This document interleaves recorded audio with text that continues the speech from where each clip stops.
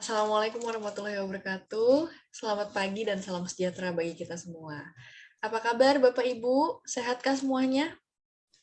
Sehat, alhamdulillah, Kak Gif. Alhamdulillah. Semoga kita selalu diberikan perlindungan dan juga kesehatan oleh Tuhan Yang Maha Esa. Bapak Amin. Ibu sekalian, hadirin yang berbahagia, puji syukur kita panjatkan kehadirat Allah Subhanahu wa taala, Tuhan Yang Maha Esa, karena hanya atas taufik dan hidayahnya lah kita dapat hadir pada acara Lucky Talk 26 mengenal lebih dekat Pusat Kajian Kepabeanan dan Pusat Kajian Cukai. Saya ucapkan selamat datang kepada seluruh peserta acara.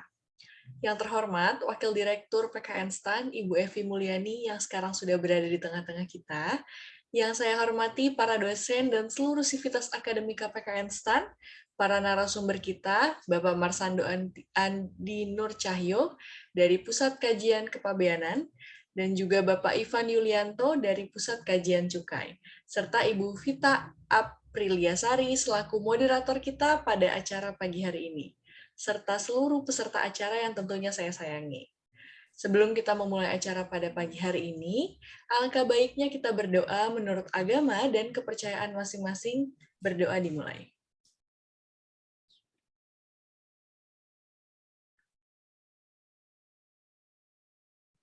Berdoa selesai. Bapak Ibu, sebelumnya saya ingin berterima kasih sebanyak-banyaknya atas kesempatan yang diberikan kepada saya untuk dapat memandu acara pada pagi hari ini. Nah, ada pepatah nih Bapak Ibu, tak kenal maka tak sayang. Saya tiap minggu ngomong gini ya. Jadi semoga kalau udah kenal sama sayanya selalu disayang ya Bapak Ibu. Izinkan saya memperkenalkan diri. Perkenalkan, nama saya Givani Adila Irwanda, mahasiswi PKN STAN, Prodi D3 Penilai 2019. Nah, Bapak Ibu, seperti biasa saya akan memulai acara pakai pantun biar kita semangat, jadi nanti fresh semua, jadi materi yang disajikan dapat bermanfaat bagi kita semua. Hari Minggu ke rumah Pak Camat, sedih hati pergi sendirian. Saya ucapkan salam hormat untuk para hadirin sekalian. Assalamualaikum warahmatullahi wabarakatuh. Waalaikumsalam warahmatullahi wabarakatuh.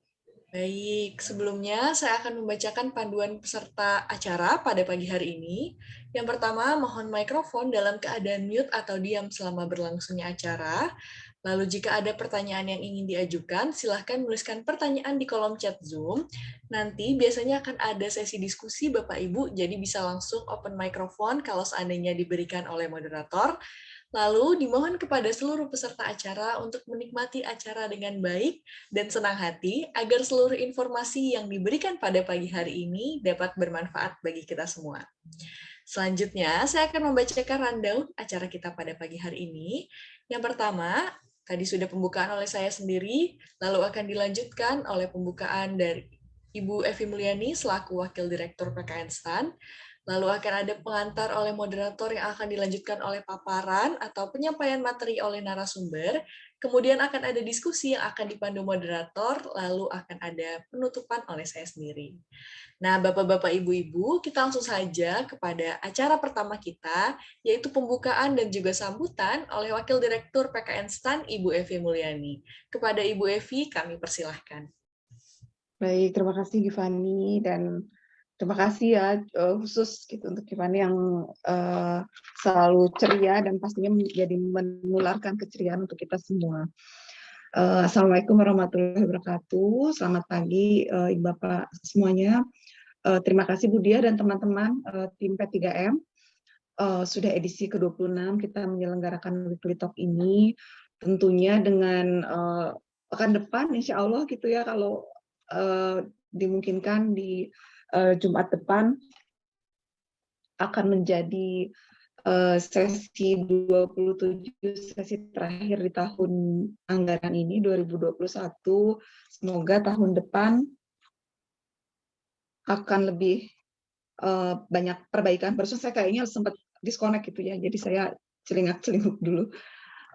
Dan saya kira dari apa yang khusus untuk yang pagi ini, terima kasih Pak Ivan, Pak Marsanto ini join gitu ya, nanti kepabeanan dan cukai, kita memahami bahwa apa yang sudah dilaksanakan di dua pusat studi ini di kepabeanan di cukai gitu ya, banyak sekali di tahun ini kerjasama juga saya kira dengan LPI dan tentunya kontribusi yang spesifik untuk kebijakan, untuk pendekatan-pendekatan yang dilakukan atau diperlukan gitu ya diimplement di Direktorat Jenderal Bea Cukai, juga tentu teman-teman di pusat studi ini berkontribusi besar gitu ya. Dan harapannya memang apa yang sudah dilaksanakan ini tidak hanya di pusat studi tersebut, tapi juga di seluruh pusat studi yang ada di PKN STAN juga mempunyai semangat demikian gitu ya. Di tahun depan bisa lebih lagi meningkatkan, saya kira itu semangatnya diskusi kita, dan kita mempunyai selain semangat tentunya nanti komitmen gitu saya kira yang sama untuk meningkatkan kontribusi masing-masing dan seluruh pusat studi gitu ya. Dan kita memahami pula bahwa pusat studi tidak hanya menjadi tempat untuk penelitian gitu ya, area yang sama, tetapi tentunya menjadi ujung tombak sebenarnya gitu. Bagaimana PKN STAN berkontribusi dari sisi penelitian, kemudian juga publikasinya gitu, bagaimana rekomendasi kebijakan di area-area terkait. Dan terkait dengan berbagai weekly talk saya kira yang sudah kita laksanakan sampai dengan edisi hari ini, saya sendiri melihatnya bahwa ketika di narasumber dari internal, ketika seperti pekan ini gitu ya, hari ini narasumber dari internal, saya semakin melihat bahwa banyak sekali aset di internal kita gitu, sehingga ke depan waktu itu saya sampaikan juga ke Budia gitu bahwa untuk yang narasumber dari internal kita akan yang pertama pusat studi, nanti kita akan mohon Ibu Bapak untuk berkenan gitu ya share, jadi kita saling sama-sama belajar gitu antar pusat studi. Untuk hari ini juga silakan sekira pandangan kemudian masukan dari Bapak yang lain untuk pusat studi, nanti Pak Marsanto, Pak Ivan silakan gitu.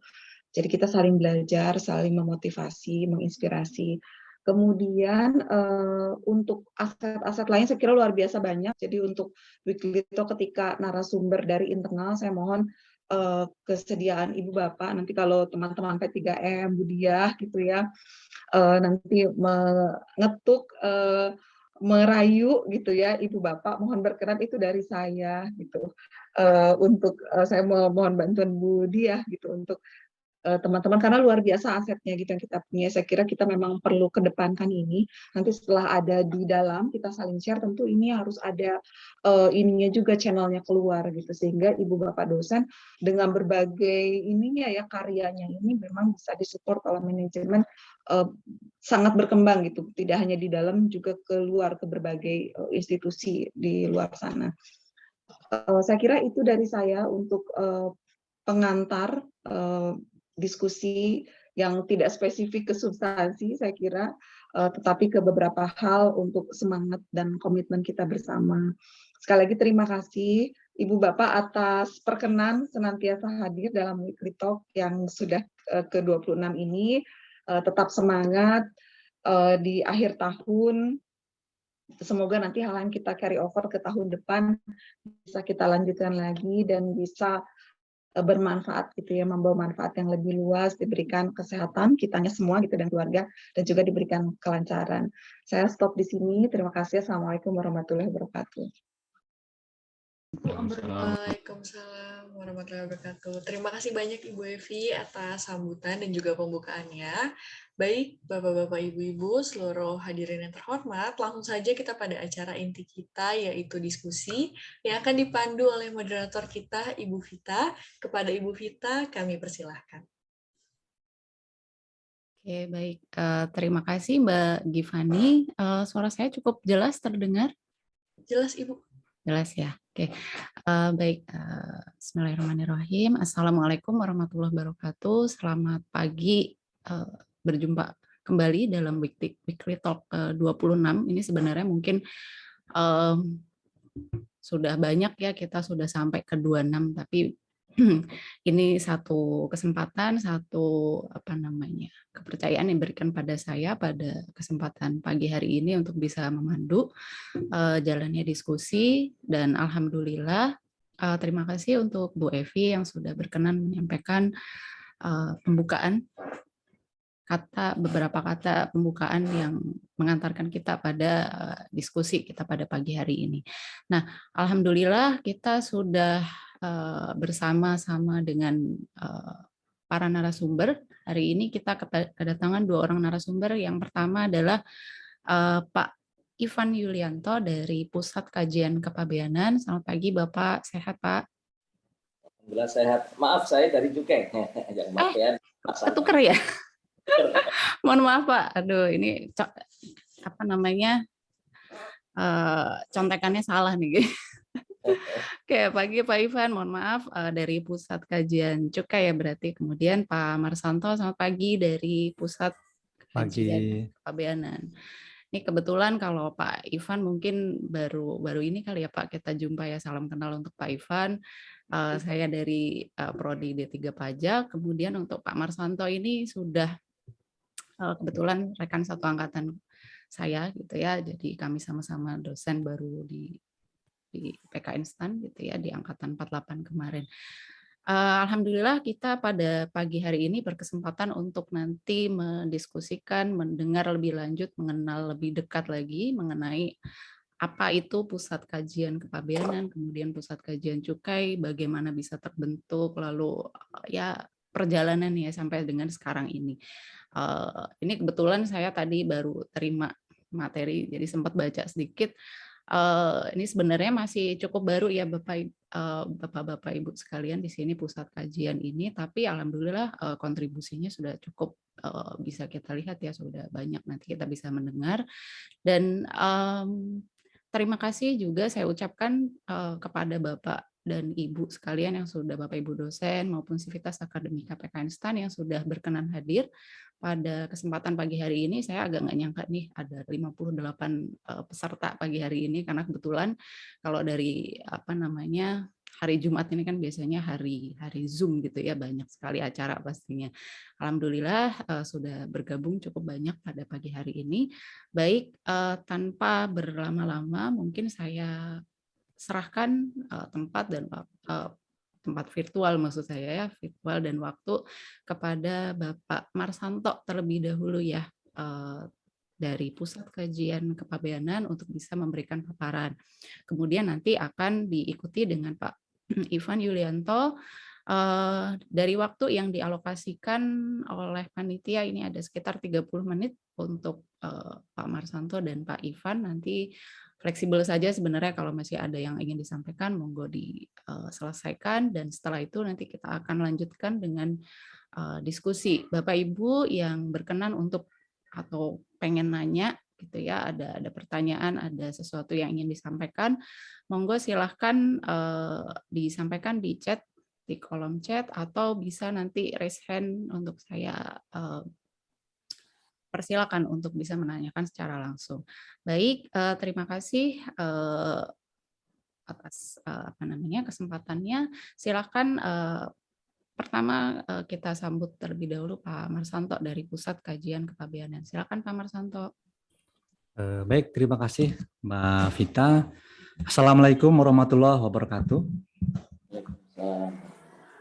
Yang terhormat Bu Evi, Bu Hadir Akademik, dan Bu Dia, Kepala P3M. Mohon izin Pak Ivan, saya duluan. Karena di nomenklatur namanya kan Kepabeanan Cukai, Pak ya, jadi kepabeanannya kan di depan, Pak. Jadi kalau Direktorat Jenderal Cukai Bea mungkin Cukai dulu, Pak. Seperti kata Mbak Givani tadi ya, tak kenal maka tak sayang. Nah, ini adalah temanya pengenalan Pusat Studi Kepabeanan dan Pusat Studi Cukai ya. Jadi hari ini kita ingin mengenalkan ya, siapa tahu nanti di tahun depan ya, atau bulan depan, sudah tahun depan ya, dengan adanya skep baru mungkin ada yang tertarik. Nah, ini maaf Bu Evi, Bu Dia, saya promosi. Siapa tahu nanti banyak yang ikut bergabung dengan pusat studi ya, pusat studi pada umumnya, artinya ya apapun pusat studi, atau pada khususnya pusat studi Kepabeanan ataupun pusat studi Cukai gitu ya. Saya juga dapat informasi intelijen ada sekitar 10 pusat studi di stand ini ya. Dari menurut saya sudah cukup bagus, cukup banyak, bahkan mungkin nanti berkembang lagi. Kalau misalnya 150 dosen dibagi 10 pusat studi, berarti paling tidak ya satu pusat studi ada 10 sampai 15 dosen. Nah, itu udah luar biasa sekali ya. Bisa bekerja sama, penelitian, pengmas dan sebagainya, membuat kampus kita lebih maju gitu ya. Atau mungkin jika yang ingin mendirikan baru lagi, nah ini juga suatu langkah yang patut kita apresiasi juga ya, karena akan memunculkan suatu ide-ide yang baru. Baik Bapak Ibu sekalian, izinkan saya untuk share screen.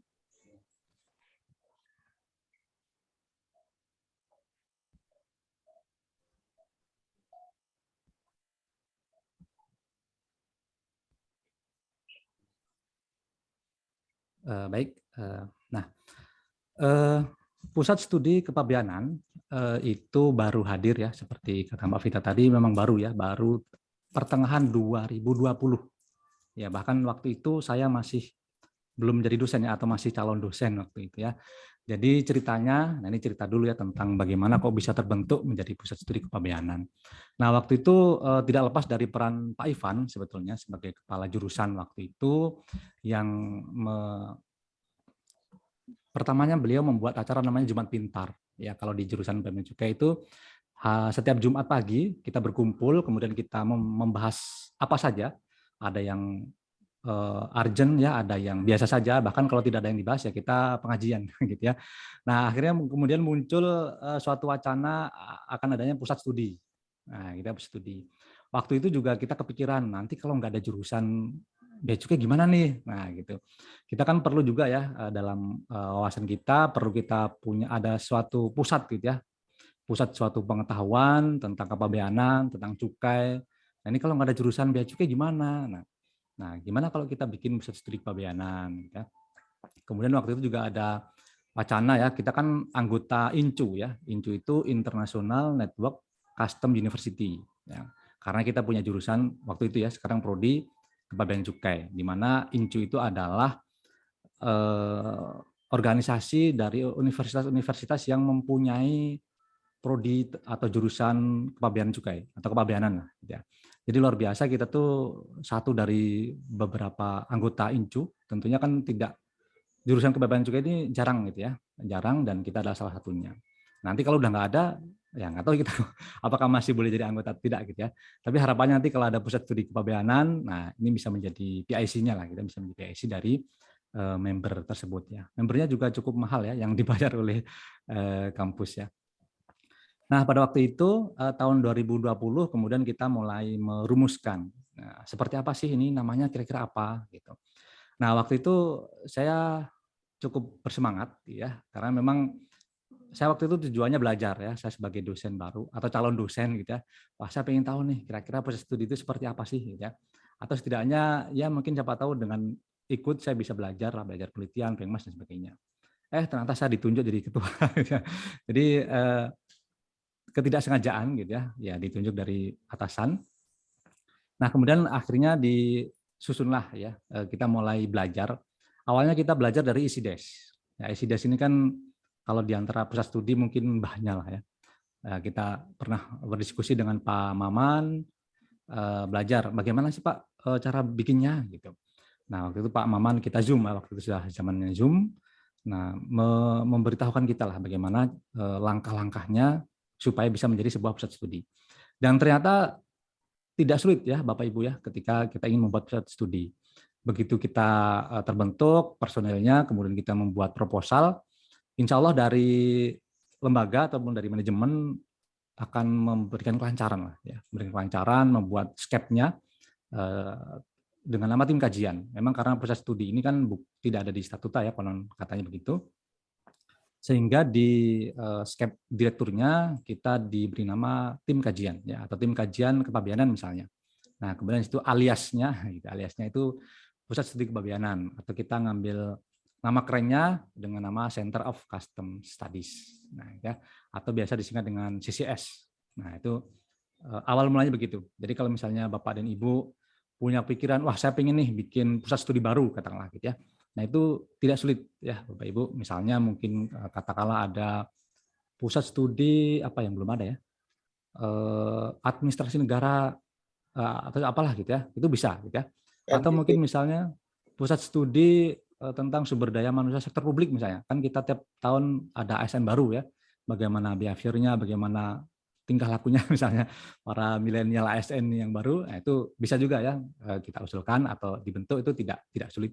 Dan insya Allah dari P3M, dari manajemen pasti akan mendukung hal-hal tersebut. Nah, sebagai perkenalan, nah Bapak Ibu ini adalah tim kita.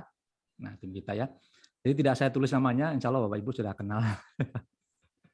Nah, ini memang namanya ketua tim ya, secara resmi begitu di strukturnya. Nah, paling atas tentu ada Dewan Pembina, yaitu para direktur dan wakil direktur, kemudian pengarah ya P3M dan Prodi. Nah, ini kita diarahkan Budiah ya nanti.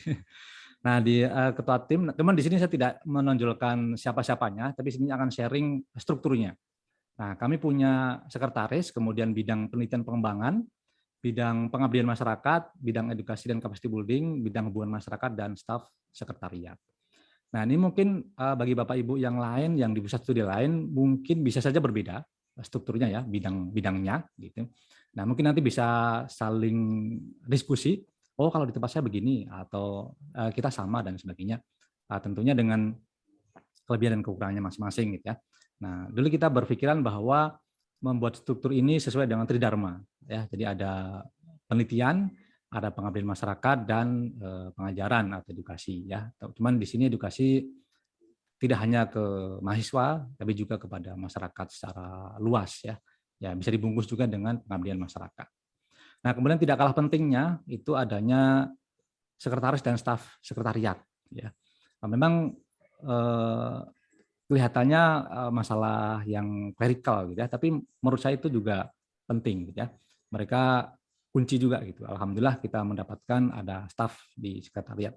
Nah, sekretarisnya juga Pak Seno. Nah, ini dulunya beliau sekretaris jurusan ya, jadi mungkin ditempelkan gitu ya supaya administrasinya lebih mudah ya. Cuman walaupun sekarang dari ke-6 dosen ini saya dan Pak Seno sudah di prodi MKN, sementara teman-teman lain di prodi kepabeanan cukai ya. Nah, harapan sih walaupun beda prodi ya nggak masalah ya. Justru teman-teman juga kalau di lain prodi ketika wah saya tertarik nih dengan studi tertentu ya mungkin tidak masalah. Kemudian selain 6 dosen ini dan 1 staf, sebetulnya saya pengen ada di bawahnya itu ada lagi foto-foto gitu ya. Misalnya ya di sini gitu ya, anggota misalnya gitu. Nah, ini jangan, jadi ini kan pengurus juga jadi anggota ya, pengurus KB sopo anggota aneh gitu. Nah, gitu ya. Jadi harapannya ke depan ya tidak hanya pengurusnya saja gitu ya, tapi ada anggota ya. Misalnya ada Bapak Ibu dosen yang saya mau ikut Mas, tapi saya jadi anggota saja, nggak usah di pengurus. Ya silakan mau aja gitu ya. Ini promosi Bu ya. Nah, jadi katakanlah lebih banyak lagi gitu ya, tidak hanya ber-6, mungkin bisa ber-10, bisa ber-15. Wah, kita menerima dengan tangan terbuka gitu ya, dan dengan senang hati. Nah, namun muncul pertanyaannya, memang kalau di pusat studi apa keuntungannya Mas? Nah, nanti akan kita ceritakan lah ya, supaya tertarik. Nah, untuk pusat studi kepabeanan ini apa sih yang dilakukan gitu, apa sih yang dikerjakan? Nah, sebagaimana organisasi yang lain, nah kita punya visi misi Bapak Ibu ya, kita mendukung visi misi kampus tentunya ya sebagai induk kita. Yang visi misi kita adalah menjadi pusat studi di bidang kepabeanan yang menghasilkan karya produktif dan berkualitas internasional ya. Sudah tercapai belum? Ya tentu belum ya. Kalau sudah tercapai kita ganti visinya kan gitu ya. Nah, menjadi pusat studi yang berkualitas internasional yaitu impian kita ya. Walaupun kalau saya bilang kita mungkin sekarang jadi pusat studi kepabeanan nomor 1 di Indonesia. Wah berani banget nih ngomong gitu ya. Ya karena nggak ada yang nomor 2 ya. Kayaknya kita satu-satunya pusat studi di kepabeanan gitu ya. Ya, jadi kita berani bilang nomor 1 ya. Kalau ada yang 2 ya mungkin kita persaingan gitu ya. Nah, kalau di Cukai mungkin malah ada ya di kampus-kampus yang lain gitu ya. Kemudian bagaimana misinya?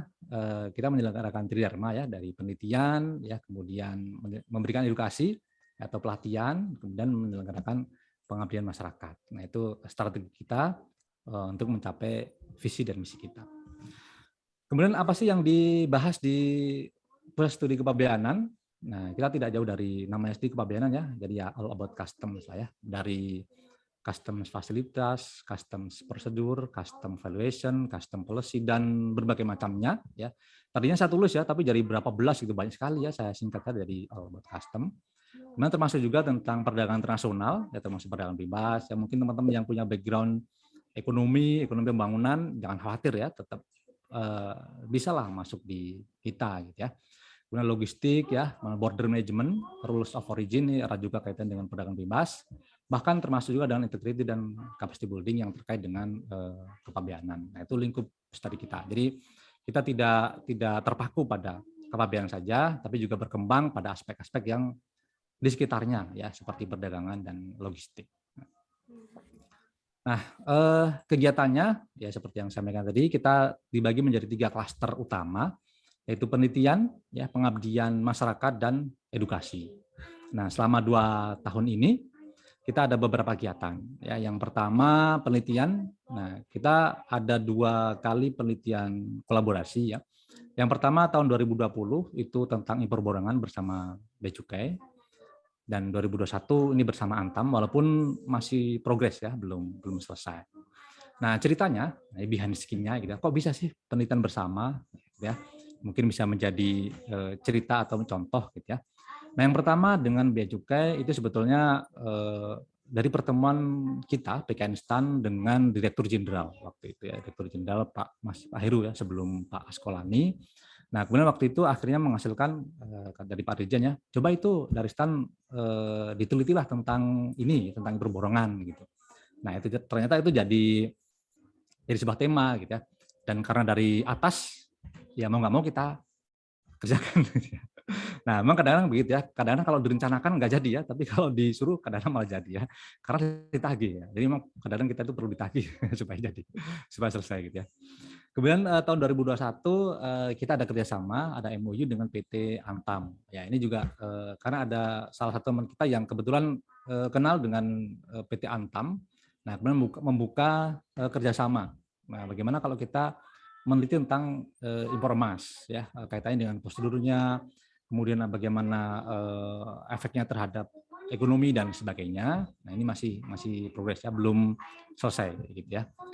Harapannya di tahun 2022 akan ada lagi ya, banyak lagi. Terutama saya ingin menggali lagi dari yang sudah kita MOU ya, seperti LPI, LNSW. Nah, itu kita sudah MOU, sudah salaman lah gitu ya, sudah salaman, tinggal kelanjutannya seperti apa gitu ya. Kalau salaman terus berpisah kan nggak jadi ya. Lebih baik salaman terus kita lanjut lagi dengan kerjasama yang lain. Kemudian di bidang pengabdian masyarakat di tahun 2020 memang belum ada ya, kita karena 2020-nya kan sudah pertengahan tahun terakhir, hampir berakhir gitu ya. Kemudian di tahun 2021 kita ada beberapa kali yang dari CCS gitu ya, dari tentang kepabeanan yang dari dosennya juga ada. Nah, ini ada dengan pengusaha fasilitas kepabeanan ya, dengan DJPC, dengan BC Tangerang ya. Kemudian UKM di Sumatera Utara ini kerjasama dengan DJPC, dan dengan imigrasi waktu itu kerjasama dengan Poltekim ya. Bahkan dengan Poltekim ini kita sempat membagi menjadi 8 tim ya. 8 tim, padahal dosen di Bea Cukai cuma 19. 8 tim dibagi kali 3 24 harusnya kan. Nah, jadi mungkin masih terbuka kesempatan bagi Bapak dan Ibu yang bisa bergabung, banyak sekali kegiatan-kegiatan yang bisa kita lakukan. Kemudian untuk edukasi, beberapa webinar yang sudah pernah kita selenggarakan di tahun 2020, 1 kali yaitu webinar kemudian berusaha.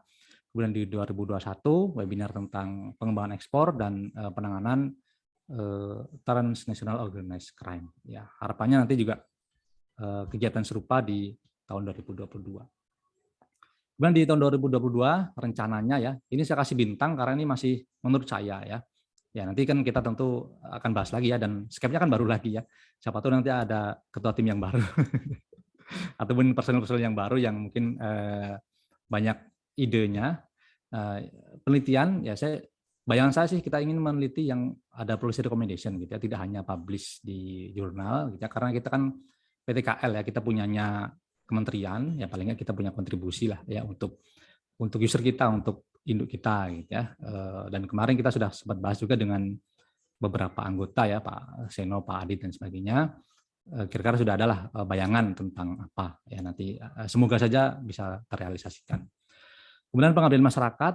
Nah, kita fokus sebenarnya ke kepabeanan juga ya, kepabeanan utamanya ekspor ya. Jadi kalau bayang saya sih kita ingin meningkatkan ekspor ya dengan model sindikasi, artinya tidak hanya tentang kepabeanan saja, tapi juga tentang katakanlah pembiayaan, tentang pembukuan, tentang pemasaran dan sebagainya. Kalau tema yang tidak kita kuasai ya kita ajak yang lain ya, kolaborasi ya dengan dosen di jurusan pajak, di prodi pajak, di prodi akuntansi, atau bahkan dengan LSW, dengan LPI dan sebagainya ya, atau bahkan dengan luar Kemenq gitu ya, dengan PPEI, dengan FTA Center dan sebagainya. Nah, itu harapan atau rencana kita. Kemudian edukasi, memperbanyak kegiatan edukasi ya sebagai Center of Excellence ya. Jadi dengan tentang kepabeanan semakin dalam tentang kepabeanan ataupun semakin lebar kita tentang perdagangan internasional. Nah, itu rencananya seperti itu. Nah, kemudian nah ini Bapak Ibu, pengalaman saja, kita sharing pengalaman. Memang bagaimana sih ketika kita bergabung di pusat studi gitu ya. Nah, ini saya tunjukkan pros dan cons-nya ya. Artinya ya ini jujur gitu ya, ada kelebihan dan tentu ada kekurangannya ya. Yang pertama, kelebihannya adalah kita dapat transfer knowledge ya. Satu contoh ketika kita meneliti bareng-bareng gitu ya. Akhirnya kita dapat yang mungkin sudah pengalaman banyak ya, mungkin sudah lama meneliti, mengajari kita gitu ya, mengajari kita ini loh yang katakanlah kualitatif gitu ya, codingnya yang bagus seperti ini gitu, atau kuantitatif katakanlah ini metodenya yang bagus seperti ini gitu ya. Kadang-kadang kalau kita belajar ya setelah belajar kita nggak paham ya, tapi kalau kita neliti bersama kadang-kadang kan lanjut gitu ya, mendalami ya, akhirnya terjadilah transfer knowledge lah. Itulah yang bisa saya bayangkan seperti itu ya. Jadi kita bersama-sama akhirnya kita nambah. Nah, terutama saya ya, karena saya kurang kepintarannya jadi saya tambah pinter ya. Kalau sudah pinter ya tambah pinter ya. Kemudian kita partisipasi berbagai kegiatan ya, seperti misalnya Pengmas, penelitian ya. Kadang-kadang bingung kita mau Pengmas apa nih gitu. Oh, ternyata ada nih di pusat studi. Yuk kita tinggal gabung gitu. Kita nggak mikir lagi ya. Bahkan termasuk materi temanya sudah ada. Kita tinggal modal badan lah gitu ya. Tinggal berangkat lah gitu. Oh, sudah ada tema, tinggal bikin proposal, berangkat lah itu ibaratnya gitu ya. Nah, yang tidak kalah pentingnya pengalaman dan belajar lah. Jadi memang sama-sama. Nah, ada kekurangannya memang ya tambah kerjaan ya. Ini cuman saya kasih tanda tanya ya, karena memang apakah benar tambah kerjaan atau tidak ya. Tambah kerjaan tentu ya, karena memang kita jadi terikat gitu ya, terikat. Oh ya, saya harus membesarkan studi dalam pikiran saya begitu ya. Atau kita ada proyek nih, kita jadi harus ikut. Nah, gitu ya. Tapi saya kasih tanda tanya karena ya tentu dengan itu kan sama juga kita melakukan penelitian kan, sama juga kan memang tugasnya itu gitu. Jadi kalau dibilang tambah kerjaan juga ya iya juga ya memang harus itu gitu. Dan di IKU ya insya Allah membantu lah gitu ya, membantu. Jadi memang bisa jadi cons, bisa jadi juga saya kasih tanda tanya gitu. Kalau memang kita mikirnya ya memang nggak mau kita harus bekerja gitu. Ya, itulah positif dan negatifnya pusat studi. Jadi kalau kesimpulan saya, yang plus ada 3, yang minus ada 2, ya ada 1, jadi masih ada 2 ya, masih ada plus. Jadi silahkan Bapak dan Ibu, mari kita bergabung dengan pusat studi. Nah, pusat studi apa silahkan pilih sendiri karena di PKN sendiri banyak ya, sesuai dengan ilmunya, sesuai dengan keinginannya ya, sesuai dengan bidang yang disukainya. Nah, kemudian terakhir, nah saya justru ingin memberikan beberapa bahan diskusi ya kepada Bapak dan Ibu semua ya. Pertama, posisi dan status pusat studi. Memang kemarin pernah dibahas juga ya, apakah di bawah prodi atau di bawah P3M ya. Walaupun sekarang kan masih di bawah prodi. Tentunya kadang-kadang saya melihatnya ketika saya pindah ke MKN jadinya lah saya kan udah nggak di Bea Cukai lagi. Nah, seakan-akan gitu ya. Padahal maksud dari pusat studi ini adalah lintas prodi ya. Jadi supaya jangan terlihat silo gitu ya. Kemudian kedua, sebenarnya banyak tema ya, terutama di kepabeanan ya yang belum digarap. Tapi karena banyak itu jadi malah bingung. Ini tantangan gitu ya, bagaimana kita memilih-milih tema yang sesuai ya. Dan ini erat kaitannya dengan nomor 5 ya. Banyak rencana tapi nggak jalan. Gitu. Justru malah tadi ya penelitian-penelitian yang kerjasama dengan orang lain itu jalan ya, karena mau nggak mau ya udah ada MOU, udah ada PKS ya harus kita selesaikan. Gitu. Kemudian ada pengurangan SKS mengajar, ya kalau dulu kan minimal 12 tuh ujung-ujungnya kita bisa dapat 16, 18 gitu ya. Nah, sekarang jadi maksimal 9. Nah, ini menurut saya itu kesempatan gitu ya. Jadi kita banyak waktu bisa digunakan untuk penelitian ataupun hal yang lainnya, Pengmas dan sebagainya. Ya, atau mungkin kita memilih suatu hari di antara pusat studi itu untuk bikin katakanlah research day gitu ya, misalnya wah hari Senin jangan ngajar, kita bikin riset atau kita diskusi dan sebagainya ya, misalnya saja. Kemudian motivasi ya ini biasa lah ya, naik turunnya. Makanya kalau kita sama-sama ketika ada yang turun ada yang mendorong gitu ya. Nah, dalam kerjasama pun begitu ya, tidak usah katakanlah tidak harus yang ekspor gitu ya, yang suka mendorong motivasi aja udah bagus juga kontribusinya bagi sebuah penelitian ataupun kegiatan yang lain gitu. Kemudian rekrutmen peneliti masih kurang, seperti tadi yang saya sampaikan ya, kita baru 6 orang, itu pun katakanlah ya ketua merekam anggota, gitu ya. Ketua bidang penelitian merekam anggota, gitu. Jadi kita menunggu anggota-anggota yang lain ya, semoga banyak yang bergabung. Kemudian tantangannya adalah mensinkronkan penelitian, Pekmas dan pengajaran, gitu ya.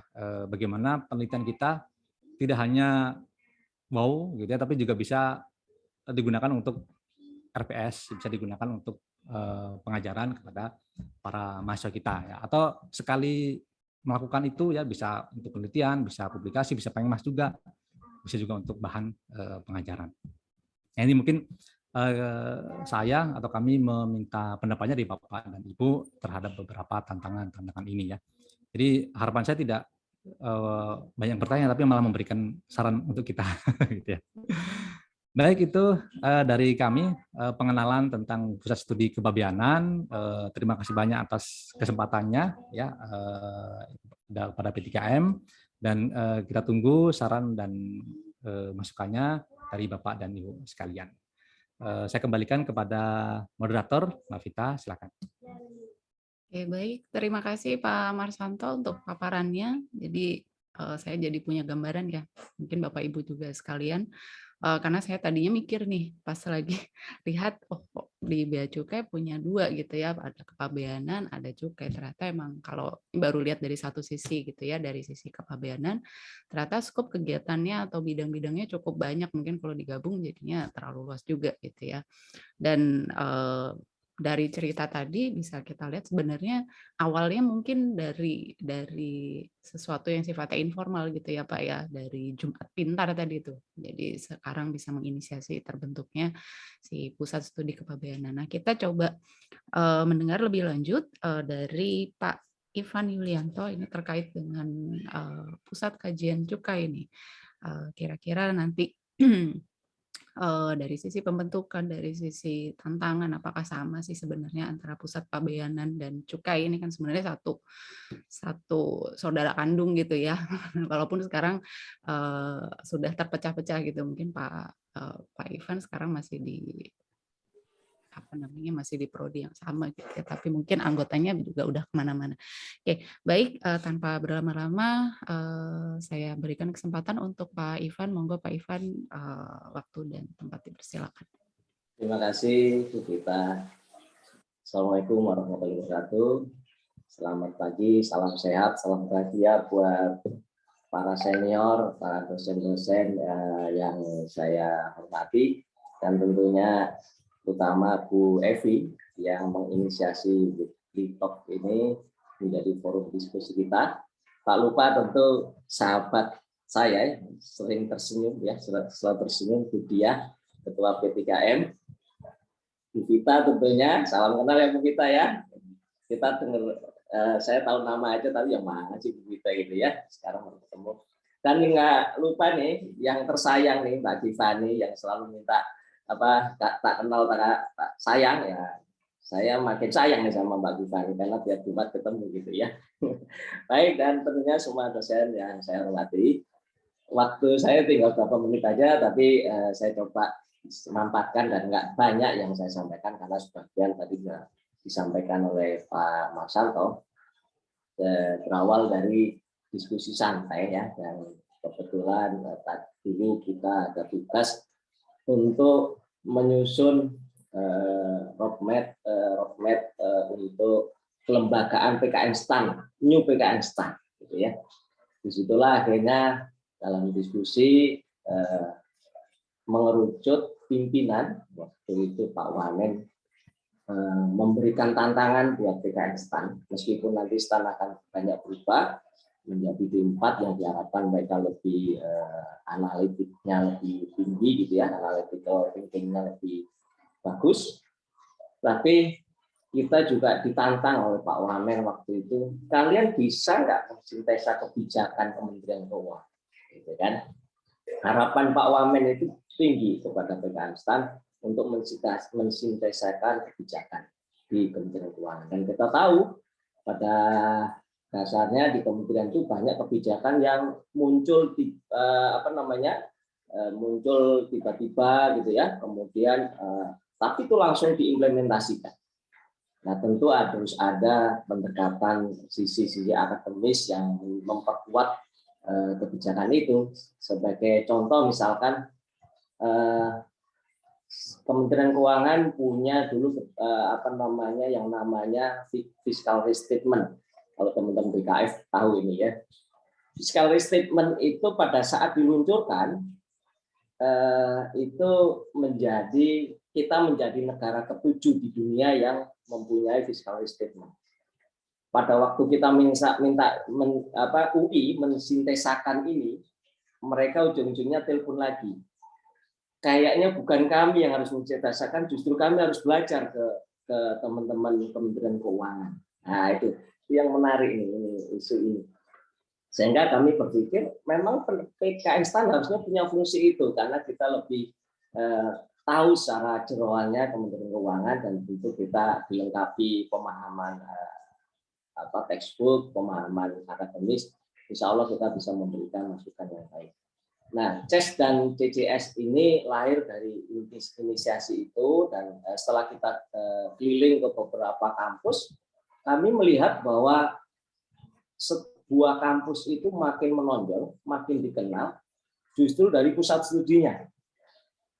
Kalau materi kuliahnya ya memang untuk mahasiswa tahu ya, tapi begitu kita kenal UI, kita tahunya LPM UI, kajian-kajiannya LPM, kemudian dari pusat studi yang lain, UG, IPB juga demikian.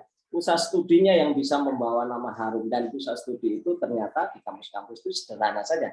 Cara mereka bisa lahir sederhana aja. Hanya mengumpulkan inisiatif dari beberapa dosen di lintas prodi yang mempunyai rencana.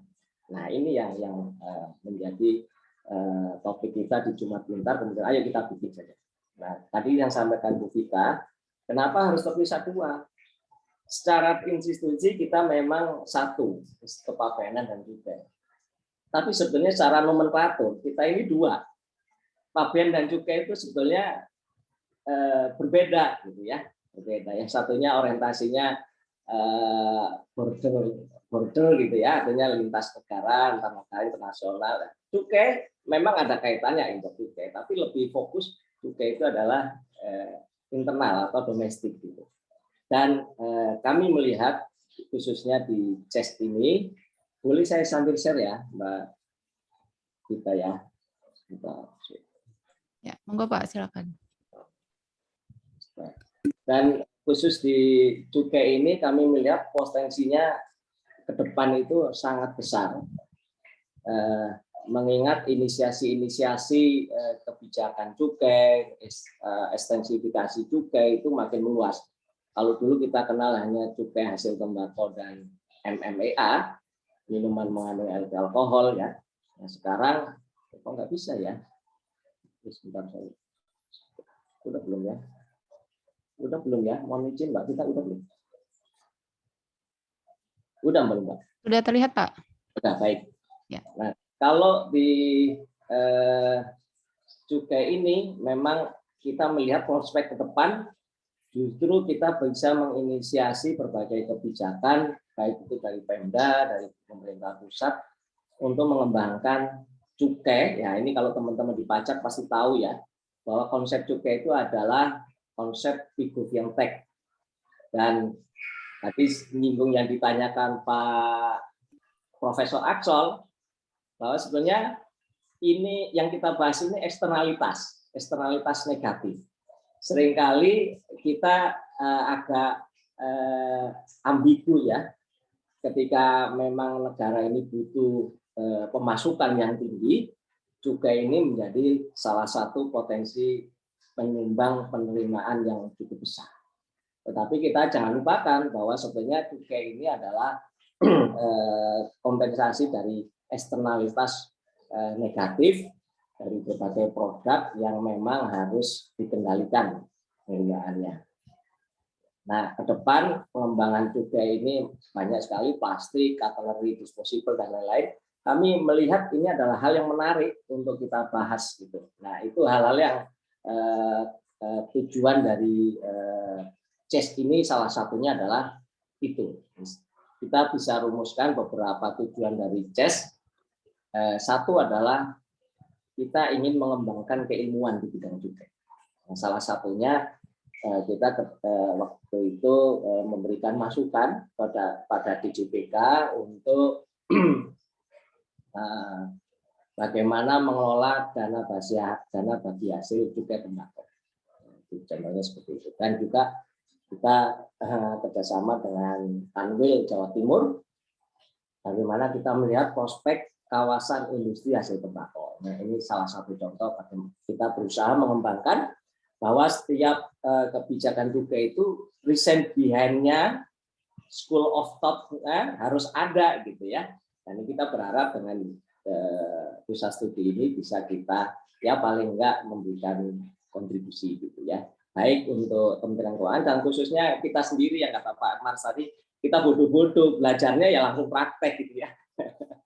Kemudian kedua kita melakukan diseminasi ya, diskusi-diskusi ilmiah, kemudian kita menyampaikan rekomendasi pada stakeholder. Itu sampai sejauh ini kita masih 1 tahun, belum terlalu banyak yang kita bisa deliver ya, tetapi dengan adanya pusat studi ini kita berharap ke depan akan makin banyak kontribusi yang kita berikan sejauh yang kita bisa tentunya ya. Kemudian publikasi dan kerjasama. Ini adalah tujuan kita. Publikasi kita sementara ini punya jurnal ya, jurnal GBBC dan CRAJ yang di jurusan itu juga menjadi wadah untuk kami mengekspresikan di pusat kajian, mengekspresikan pusat kajian dalam bentuk tulisan di jurnal internal gitu ya. Bukan internal sebetulnya, tapi jurnal yang diinisiasi oleh Prodi BC. Dan kerjasama, karena nanti akan kami sampaikan beberapa kerjasama yang sudah kita lakukan gitu ya. Sebelum dilanjut, saya ingin menyampaikan bahwa seperti tadi sampaikan Pak Marsanto, anggota kita ini ya nggak banyak gitu ya.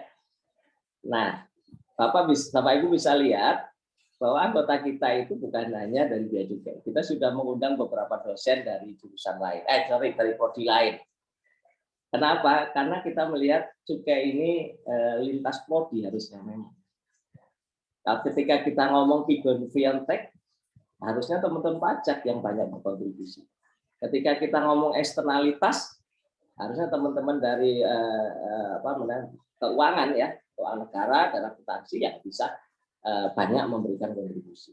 Apalagi kita lihat bahwa banyak tool-tool untuk analisis yang kita butuhkan, sehingga kita juga sangat terbuka bagi Bapak Ibu dosen dari jurusan lain yang mungkin saya jago soal ekonometrik gitu ya. Budia ini jago soal berbagai tool penelitian. Wah, kami dengan senang hati kalau dibimbing gitu ya. Tapi karena kita di bawah P3M ya tentunya Budia ya bukan menjadi anggota tapi menjadi pimpinan buat kita gitu ya. Baik, ini beberapa resume kegiatan. Memang belum terlalu banyak. Kita banyak justru di awal-awal pembentukan di akhir 2020.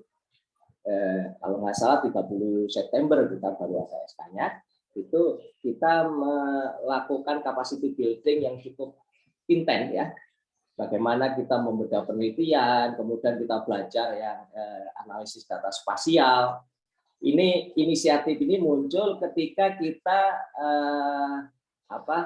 membuka diskusi dan ada wacana bagaimana dana bagi hasil cukai hasil tembakau itu bisa dialokasikan mendukung kesuksesan program BPJS.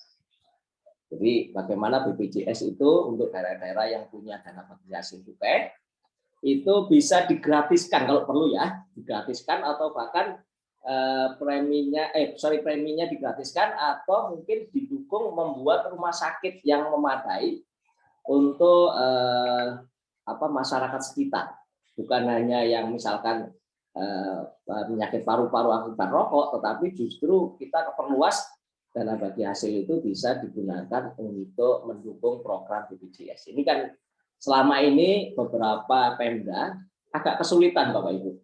Mereka dananya sisa ternyata. Setelah dievaluasi dananya tersisa, mereka bingung cara mengalokasikan dana ini untuk apa ya, gitu ya. Nah, sehingga kita coba pertemukan antara direksi BPJS, kemudian Pemda-Pemda yang mempunyai dana bagi hasil, kemudian dari BJPK sendiri, dari Bea Cukai sendiri, dan dari STAN. Ayo kita cari gimana caranya memanfaatkan dana bagi hasil ini memberikan manfaat yang sangat besar. Dan kemudian selain bimbingan teknis dan webinar, kita juga tentunya Pengmas. Nah, Pengmas ini bidang saya gitu ya. Jujur saja sebetulnya saya di Bea Cukai hampir 12 tahun itu belum pernah sama sekali tugas di cukai. Justru saya tertariknya cukai itu setelah saya di TKN STAN. Ketika kita melihat ini cukai ini masa depannya luar biasa ini gitu ya. Dan seringkali itu tadi para pengambil kebijakan sering ambigu antara penerimaan dan pengendalian dampak sosial seperti plastik, membuat sampah, pengotoran laut dan lain-lain itu, atau cukai hasil tembakau gitu ya, itu perlu kita sampaikan secara proporsional bagaimana kita melihat cukai itu sebagai solusi. Gitu. Itu beberapa hal yang coba kami sampaikan, dan beberapa penelitian yang sudah dibuat. Saya sendiri sebetulnya baru berkontribusi ke ini Pengmas gitu ya. Tapi untuk paper saya sendiri belum. Itu saya harus masih belajar banyak. Nah, makanya Bapak Ibu yang ingin bergabung monggo. Saya tapi belum paham cukai. Yang penting motivasi gitu ya. Saya juga lagi belajar cukai kok Bapak Ibu. Ya saya dulu itu sama sekali nggak kenal yang namanya cukai. Itu justru saya ingin belajar. Gitu. Cara belajarnya ya langsung aja learning by doing gitu ya. Kita siapkan bunga rampai cukai ya untuk tahun depan, dan yang beberapa kajian paper yang sudah kita publish ya, itu beberapa ditulis oleh anggota kita, optimalisasi keselamatan biaya cukai di Indonesia, juga Pak Bu Murwani dari sini, Pak Sianto, ini Bu Murwani ketua kita ya, Pak Sianto ini presiden kita. Kemudian dampak pandemi terhadap peredaran rokok ilegal Kabupaten Kediri, yang paling produktif justru ketuanya ini Bu Sri Murwani lagi gitu ya. Beliau mohon maaf berhalangan karena lagi ngurusin asrama, gitu, ada tugas asrama sehingga tidak bisa bergabung. Kemudian dampak kenaikan harga rokok terhadap indikator makroekonomi, ini juga teman-teman anggota kita. Dan ada satu lagi paper mengapa cukai rokok terkesan lebih mahal dari miras. Ini juga anggota kita Pak Ibu. Nah, ini aja mungkin Bapak Ibu yang bisa kami sampaikan. Terlepas dari School of Thoughts cukai itu sendiri, pada dasarnya kami hanya memberikan wadah.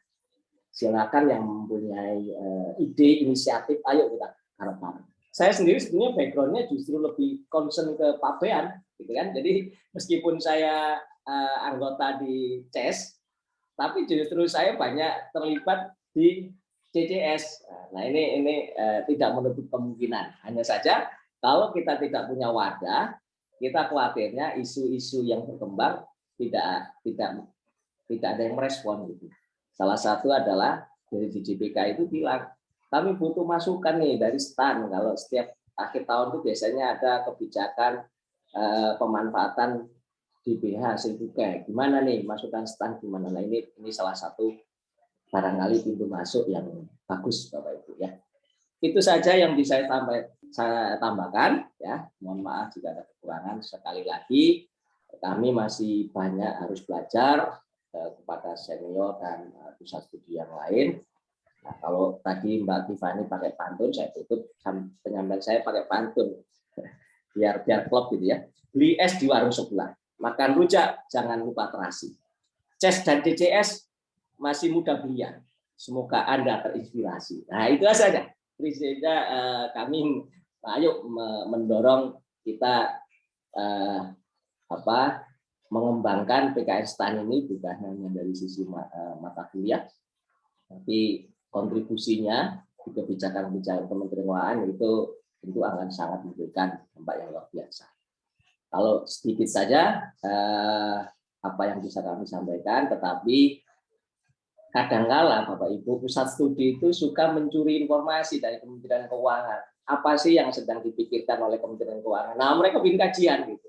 Nah, kita sebenarnya lebih dekat dengan induk kita Kementerian Keuangan. Harusnya kita lebih banyak mata-matanya yang bisa melihat apa yang sedang dikerjakan oleh Kementerian Keuangan, dan dari situ kita membuat kontribusi. Itu saja Mbak Vita, mohon maaf ini agak panjang. Assalamualaikum warahmatullahi wabarakatuh. Waalaikumsalam warahmatullahi wabarakatuh. Terima kasih Pak Ivan untuk pencerahan atas apa yang sudah dilakukan gitu ya sebenarnya sama Pusat Kajian Cukai. Nah, ini kalau saya coba sandingkan ya dengan Pusat Kajian Kepabeanan, ini sebenarnya secara apa ya, kegiatan ini sebenarnya maksudnya mirip ya, maksudnya dalam artian ada terkait mendukung untuk penelitian, pengmas gitu ya, kemudian edukasi juga. Jadi sebenarnya sekali merengkuh dayung, sekaligus kita bisa menghijaukan iku ya gitu ya sebenarnya gitu ya kalau misalkan bergabung di pusat studi ini, harapannya demikian. Oke, baik, kita masuk ke sesi berikutnya, ke diskusi. Di sini kita sudah punya satu penanya, alhamdulillah ada Pak Budi Mulyana sudah raise hand. Kesempatan pertama, monggo Pak Budi, kami persilakan untuk bisa menyampaikan pertanyaan, saran, ataupun masukan yang mungkin sudah ditunggu dari teman-teman di pusat kajian. Oke, terima kasih, monggo Pak. Baik, terima kasih Bu Vita atas kesempatannya. Assalamualaikum warahmatullahi wabarakatuh. Selamat siang Bapak Ibu semua, mohon izin. Pertama-tama tentunya kita ucapkan terima kasih dan apresiasi ya kepada narasumber kita pada kesempatan ini yang keren-keren sekali, Prof. Ivan dan Pak Marsanto ya, yang telah menyampaikan sharingnya sehingga menginspirasi kita semua begitu ya. Yang kedua mungkin saya bukan ingin menyampaikan pertanyaan, tapi sekedar ingin sharing atau memberikan masukan gitu ya. Karena setahu saya pusat studi yang ada di kampus kita saat ini itu semuanya akan berakhir di akhir Desember ini gitu ya, sehingga ini momentum bagi kita semua untuk mendiskusikan dan menyepakati terutama hal-hal yang sifatnya prinsip ya untuk pembentukan pusat studi berikutnya ya di tahun 2022. Nah, ini alhamdulillah ya pada beberapa kesempatan yang lalu sudah ada diskusi yang memang sifatnya masih brainstorming ya, yang diinisiasi oleh Bu Evi gitu ya waktu itu. Saya juga alhamdulillah hadir gitu ya. Nah, pada saat itu saya antara lain menyampaikan bahwa dari sisi tujuannya dulu ya, pembentukan pusat studi itu apa gitu ya, tujuannya untuk apa, ini yang harus kita sepakati. Nah, dari dengan melihat beberapa pusat studi di perguruan tinggi yang lain yang mungkin sudah jauh lebih mapan dari kita gitu ya, itu saya melihat ada pusat studi yang fokus ya tujuannya untuk meningkatkan produktivitas dan kualitas penelitian dan pengabdian masyarakat gitu ya. Ada juga ya di samping itu ya juga untuk yang sifatnya tuh revenue center gitu ya. Gitu. Jadi di samping penelitian pengabdian masyarakat juga untuk revenue center. Tadi kalau saya melihat di paparannya Pak Marsanto ada kegiatan edukasi, pelatihan, sertifikasi juga gitu ya, seperti itu. Nah, mana yang lebih cocok buat kita? Kalau saya melihat dengan terbentuknya struktur organisasi New PKN STAN gitu ya, di mana untuk pelatihan ini kan sekarang sudah ada unit pelayanan bisnis BLU situ ya. Sementara pusat studi berdasarkan statuta yang baru itu berada di bawah P3M. Nah, tentu ini tujuannya harus kongruen, harus tegak lurus dengan tusinya P3M itu sendiri, yaitu fokus di bidang penelitian dan pengabdian masyarakat. Nah, tadi saya melihat di paparannya Pak Marsanto di Pusat Studi Kepabeanan ya, saya tertarik dengan struktur organisasinya, di mana tadi struktur organisasinya itu dijabarkan ke dalam bidang-bidang kegiatan. Ada bidang penelitian, bidang pengmas, bidang edukasi, bidang publikasi, dan seterusnya. Kalau saya nggak salah tangkap seperti itu ya. Nah, sementara kalau kita lihat di pusat studi yang lain, masuknya masih di PKStan. Misalnya, kebetulan dulu saya juga pernah ditunjuk jadi ketua Puskeda ya, Pusat Studi Ekonomi, Pusat Studi Keuangan Daerah, Ekonomi Regional dan Desa. Ini pusat studi yang di bawah jurusan manajemen keuangan dulu ya, yang sekarang di merger ke Puskapuk gitu ya. Nah itu pembidangannya bukan berdasarkan bidang aktivitas gitu ya, tapi bidang kajian. Ya. Ini sesuai dengan bunyi SK-nya. Di SK itu kan selama ini tidak menyebutkan nama pusat studi karena waktu itu memang di statuta belum ada nomenklatur pusat studi, sehingga di SK itu dinamakan pembentukan tim kajian tematik gitu ya, tim kajian tematik.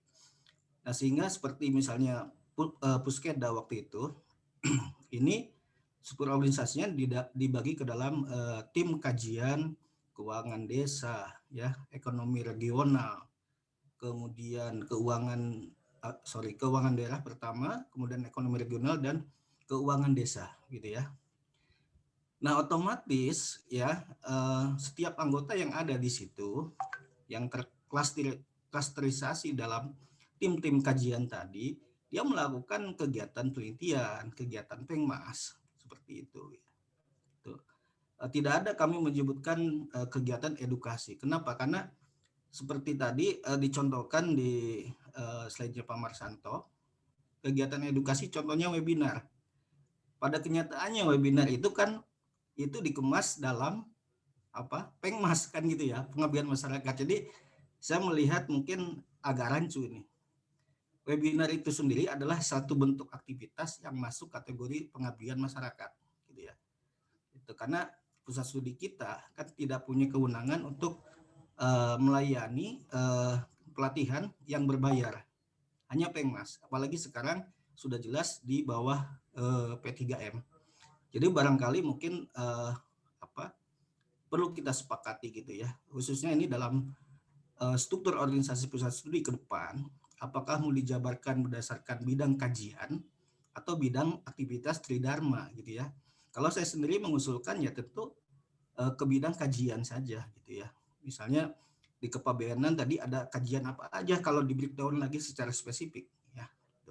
Jadi bukan berdasarkan tridharmanya, ini bidang penelitian, ini bidang pengmas dan seterusnya. Itu aja mungkin ya, Bu Pita dan Bapak Ibu sekalian, mohon izin sekedar saran dari saya. Terima kasih. Oke, baik. Terima kasih Pak Budi Mulyana.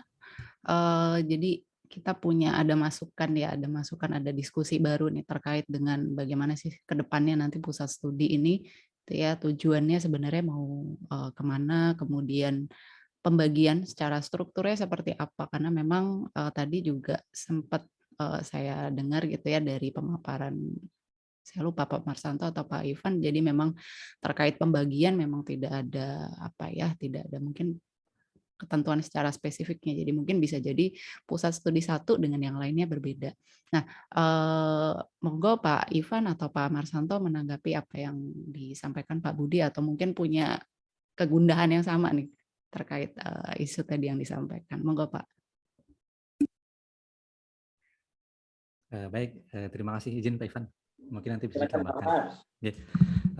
Pak Budi, terima kasih banyak ini. Nah, justru kita kalau menyampaikan di forum begini, kita alhamdulillah ya, kita senang kalau dapat masukan-masukan ya. Memang betul sekali bahwa setiap tahun pusat studi itu akan ada skep baru gitu ya. Nah, disitulah waktunya kita ketika mau mengevaluasi ya. Seperti tadi bagus sekali masukannya gitu ya, bahwa di pusat studi yang lain ternyata mempunyai struktur yang berbeda. Nah ini gambaran baru ya. Mungkin juga bagi pusat studi yang lain. Nah ini menarik juga kalau memang kita ini. Tapi mungkin saya yakin P3M pasti punya datanya gitu ya, perbedaan tentang struktur ini. Dan kadang-kadang ini ya, saya ada sebuah webinar ya, atau mungkin saya yang salah gitu. Kadang-kadang ada juga webinar yang tidak kami jadikan pengmas gitu. Nah ini jadi ini ya, apa ya, istilahnya tidak jadi proposal gitu. Seperti pada waktu itu ya kita bikin webinar tapi enggak lah, jadi mungkin kalau memang dari kampus katakanlah dari P3M, oh jangan gitu lagi Pak, ya oke lah kita mungkin ada terlewat gitu ya, bahwa setiap webinar katakanlah mohon diproposalkan atau bagaimana gitu ya. Nah itu justru kita sangat berterima kasih sekali ketika ada sudut pandang yang baru, ya barangkali akan menjadi bahan-bahan diskusi yang menarik di masa depan. Ya mungkin itu aja Pak, Mbak Vita. Mungkin Pak Ivan mau nambahkan? Baik, izin menambahkan saja. Terima kasih Pak Kaprodi, Pak Budi Mulyana. Terima kasih terutama masukannya. Untuk ke depan memang kita berharap bahwa pusat studi ini bisa lebih settle gitu ya. Makanya kalau di SK-nya itu punya masih tim kajian. Kita berharap memang suatu saat bisa existing dalam bentuk seperti kampus lain. Karena ini menarik nih Pak Budi. Selain memang kita harus fokuskan kembali kita pusat studi ini sesuai dengan istilahnya apa itu makomnya gitu ya.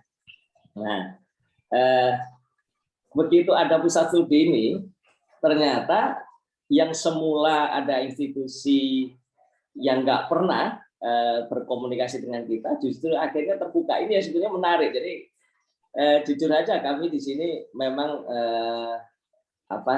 memohon masukan seperti yang disampaikan Pak Budi tadi. Tetapi kalau ke depan barangkali Bapak Ibu yang ingin mendirikan pusat studi, awalnya kalau Bea Cukai mau ngajak diskusi tentang cukai, ya udah umum aja gitu ya. Tetapi begitu ada pusat studi, ada kebijakan tentang cukai, ekstensifikasi cukai, yang diundang pusat studinya. Nah ini menarik buat sekalian belajar. Di sini ada pakar saya sebenarnya, guru saya Pak Budi Setiawan ya, Pak Buset ini yang dari dulu mendalami cukai. Bahkan kalau di Bea Cukai dia dikenal salah satu narsum pakar cukai. Nah, nanti lebih jauh kalau memang tanya cukai, anggota kita juga ini Pak Budi Setiawan silakan ditanyakan. Yang kedua juga ternyata ada kerjasama yang muncul setelah adanya pusat studi. Contoh misalkan kalau di Kepabeanan tadi ada Antam, ada LPII, gitu kan. Kemudian di kita akhirnya kita juga dalam waktu dekat di CES ini akan kerjasama dengan Indef. Nah kalau kerjasama dengan Indef sebetulnya kita yang lebih akan banyak belajar gitu ya. Indef tahu sendirilah selevel derajat Cirabini, Pak Faisal Basri, derajat Wibowo, ya Pak Iman Subema, itu orang-orang Indef yang sudah semua orang kenal gitu. Kita justru dengan pusat studi ini ada pemikiran ayo kita kerjasama dengan Indef. Insya Allah MOU-nya akan segera kita susun gitu ya. Nah, kita mengundang Bapak Ibu sambil kita belajar, sambil kita memberikan kontribusi. Tetapi terima kasih sekali lagi apa yang disampaikan Pak Budi tadi untuk perbaikan kita ke depan. Itu saja. Terima kasih. Kalau saya kembalikan kepada Bu Vita. Ya baik, terima kasih Pak Ivan, Pak Marsanto atas tanggapannya. Mungkin kayaknya nggak afdol kali ya kalau kita nggak dengar juga, karena kebetulan nanti ke depannya mungkin pusat studi ini akan berada di bawah P3M. Kira-kira nanti seperti apa nih gitu ya bocorannya, atau Budia mungkin bisa memberikan sedikit pencerahan ke depannya akan seperti apa nih Budia sebetulnya terkait tadi ya mungkin yang jadi isu adalah strukturnya seperti apa, kemudian pembagiannya di dalamnya seperti apa. Ini kira-kira bakal ada pengaturan khusus kah atau seperti apa nih Budia? Monggo Budia.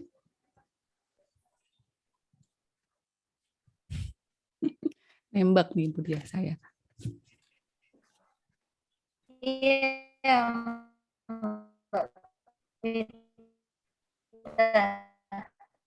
terima kasih. Izin Budia, kayaknya suaranya agak putus-putus Bu, maaf. Iya. Baik Pak Budi, Pak Ivan, iya, Anto, ya terima kasih atas diskusinya pada menurut sinyal saya kurang bagus, izin untuk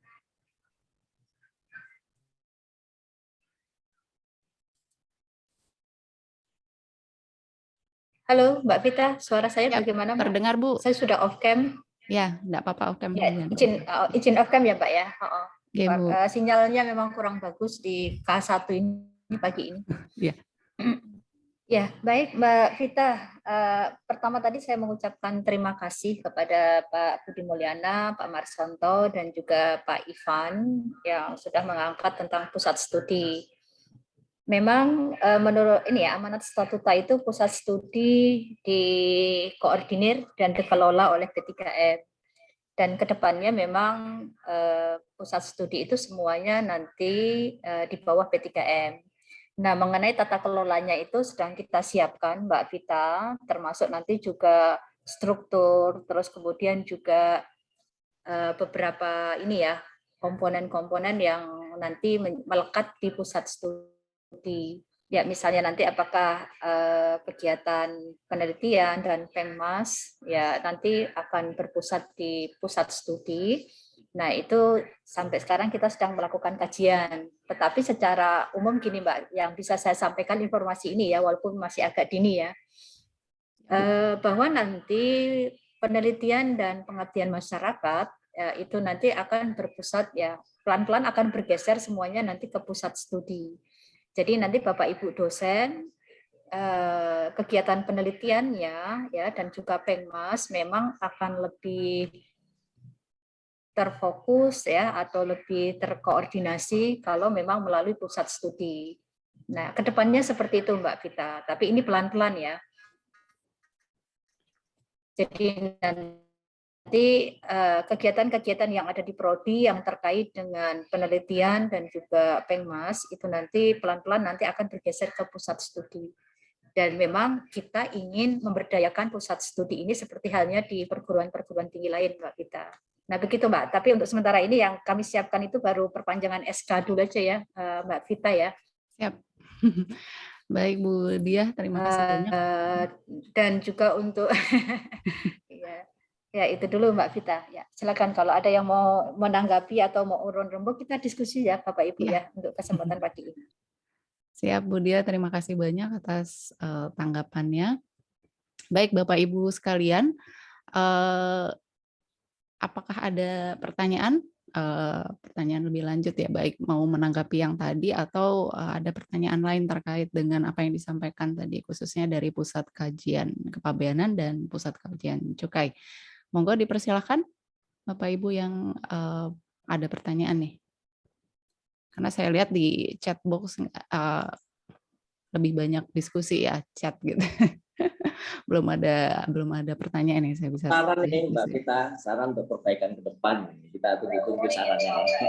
Nah monggo nih Bapak Ibu sekalian, kebetulan saya juga baru tahu ternyata banyak sekali ya pusat studi di PKN STAN gitu ya, mungkin kemarin taunya yang sering dengar kan ICIDES gitu ya, sekarang kita tahu Bea Cukai juga punya gitu ya. Kira-kira mungkin Bapak Ibu dari pusat studi lain bisa memberikan masukan atau menanggapi atau mungkin menyampaikan topik diskusi baru nih terkait dengan ya keberadaan dan masa depan pusat studi ini ke depannya seperti apa. Monggo, ada pertanyaan Bapak Ibu? Kalau belum ada saya yang nanya nih soalnya. Izin Pak Ivan dan Pak Marsanto, mungkin pertanyaannya lebih ke apa ya? Ini kan pasti kan ini kebetulan SK kan setiap tahun ya Pak.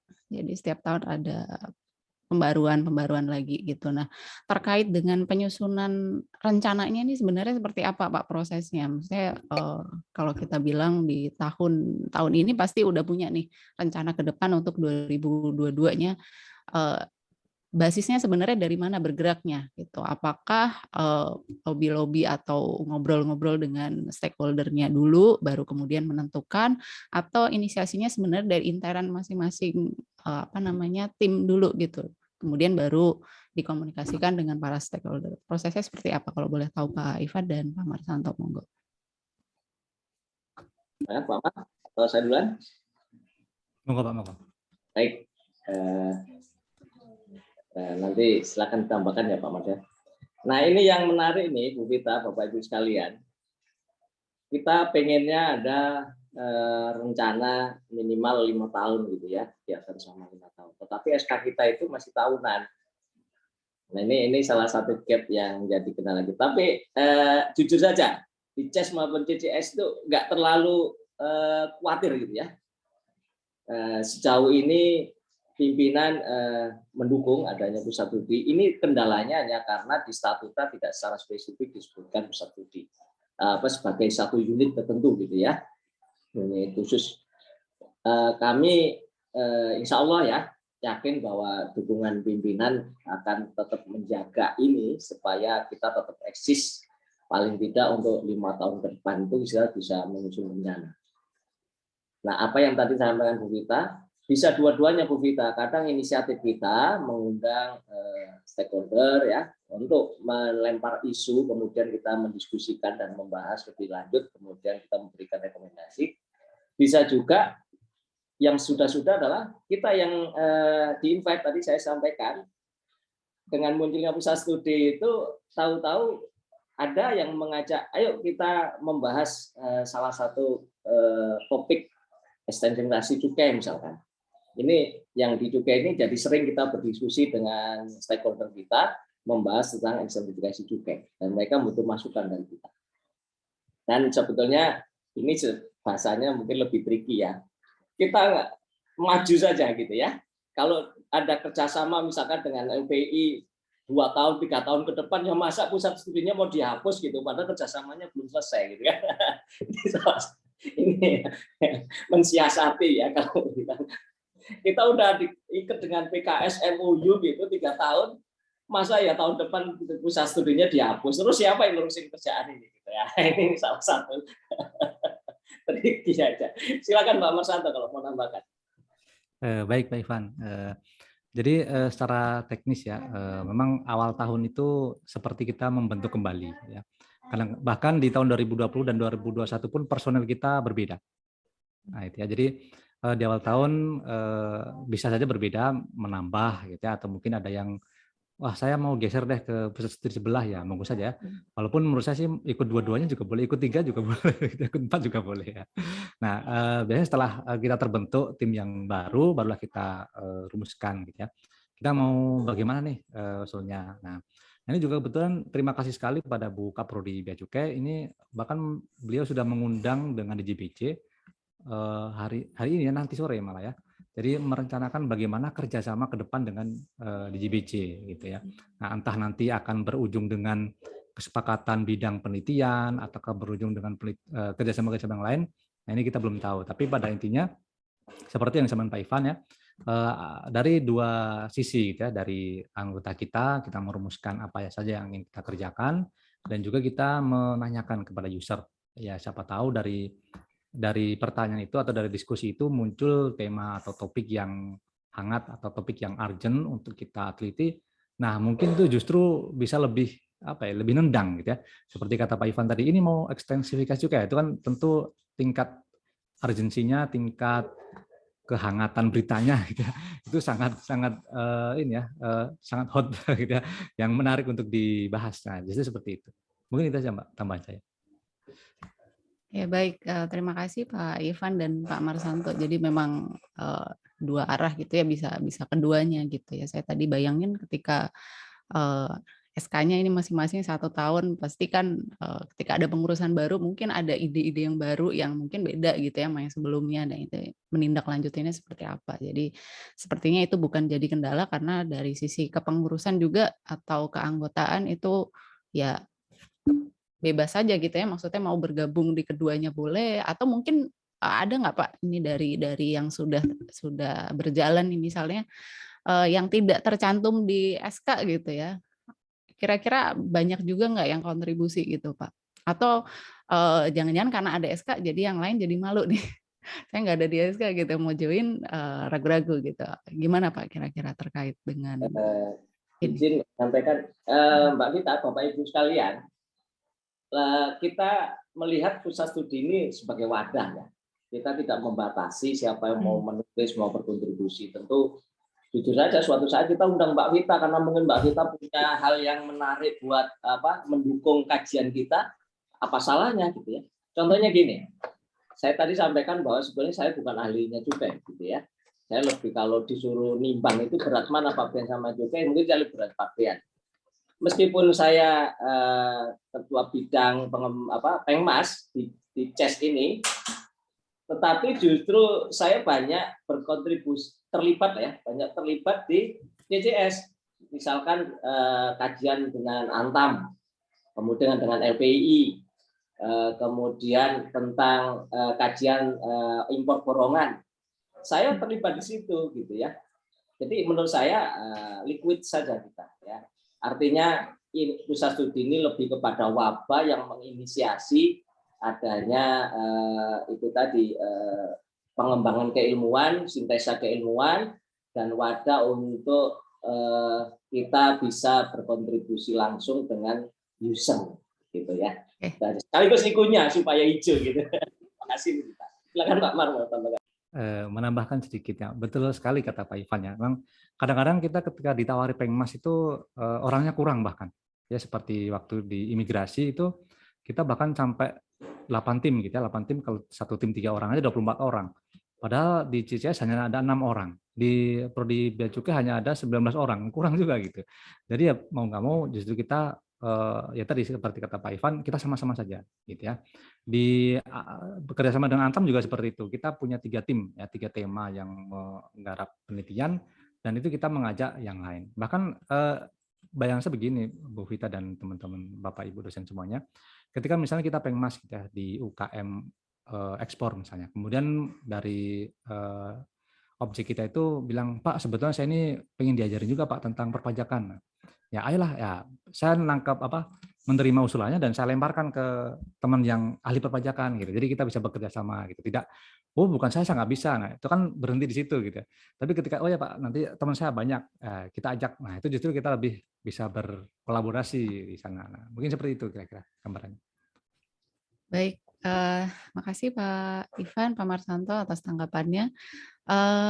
Waktu kita sudah hampir habis nih, kebetulan 5 menit lagi menjelang 11.30 dan mungkin bapak-bapak nih khususnya yang memang ada keperluan untuk sholat Jumat nih pasti sudah sebentar lagi untuk siap-siap. Jadi sepertinya mungkin saya taruhkan sekali lagi masih ada satu pertanyaan mungkin yang mau disampaikan, quick question untuk Bapak Ibu semuanya sebelum saya tutup. Cukup rasanya ya, masih belum atau mungkin sudah cukup tercerahkan gitu ya dengan apa yang sudah kita diskusikan tadi. Baik, terima kasih untuk Pak Ivan dan Pak Marsanto dari Pusat Kajian Kepabeanan dan juga Pusat Kajian Cukai. Satu kesimpulan gitu yang saya bisa ambil dari diskusi kita pada pagi hari ini.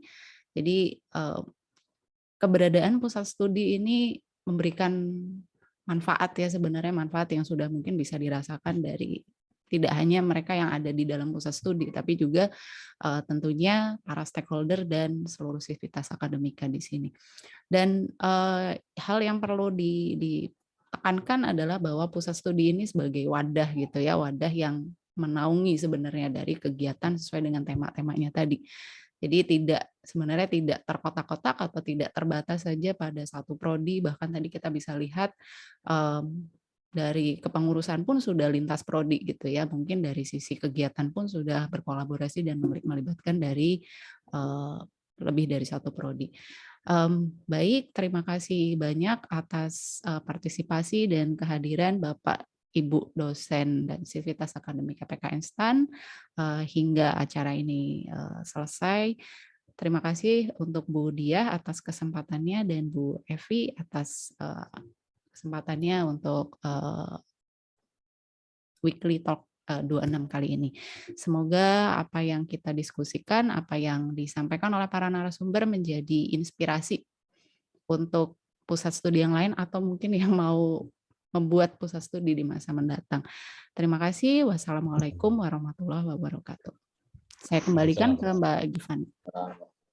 Waalaikumsalam warahmatullahi wabarakatuh. Terima kasih banyak Bapak Marsanto, Pak Ivan, Bu Vita, serta Bapak Ibu dosen yang sudah berpartisipasi secara aktif pada acara Weekly Talk 26 siang hari ini.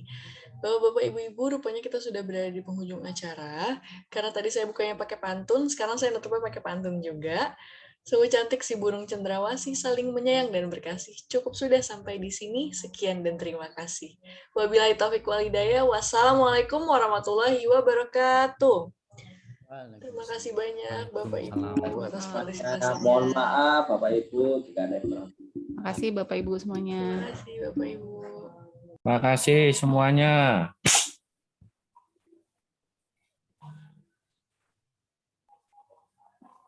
Mohon izin Bapak dan Ibu, saya izin end meeting-nya. Terima kasih.